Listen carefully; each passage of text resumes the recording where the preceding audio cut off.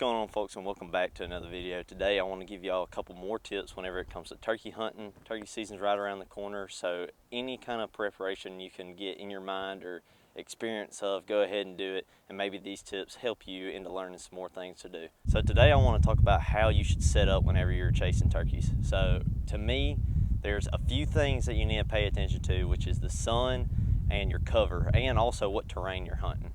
It can differ what kind of cover you hide in whenever you're in a different terrain. Starting with which direction you go after a bird in correlation with the sun. Everybody knows that the sun rises in the east, so the best thing to do is keep the east to your back early in the mornings. That way that a shadow can cast over your tree. Now, for example, right now it's starting to get afternoon and the west is behind me. That's why I'm in a shadow right now. But on the other side of this tree, it's all bright and lit up.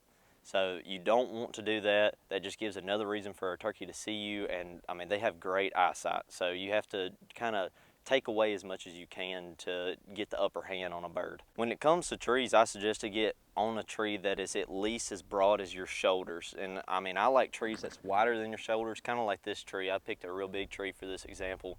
And you don't always get to choose. You might stumble up on a bird and he's coming in hot and you just got to sit down. But I always try to look for bigger trees, and you can also look for laydowns, kind of like this one right here. This laydown is a pine tree, a real great pine tree that is laid down. You can always lean up against those.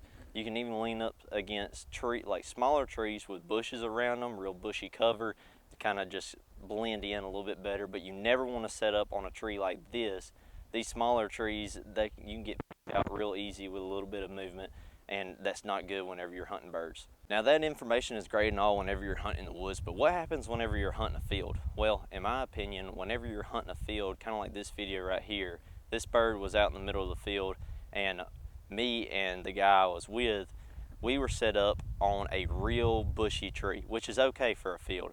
But personal preference and experience, the best thing to do is to, whenever you're going up to a field, say you have decoys set out, or there's just a strutter out in the field and you're trying to get him close, the best thing to do is stay at least 2 or 3 tree rows off the field. That way you have cover in between you and the bird whenever he's coming in, and that just gives a little bit more breakup so they don't see you and pin you whenever they're coming in. The worst thing to do is have a bird hung up at like 60 yards in a field and then he start putting because you slightly moved because you're right on the edge of the field. Because you are sitting out like a sore thumb if you're on the first tree line and your legs are hanging off in the field, and just not natural at all. So the most natural thing is for a bird when they're in that field is to see the natural tree line. But if you're off the tree line and you have a little bit of breakup in front of you, in between you and the bird, you have more chances of him not seeing you. Now, if you want to, you can always set up a blind or do whatever you want to do, but for me, it's always trying to figure out what tree to hide on, what hide to be in, and just that's part of the game for me.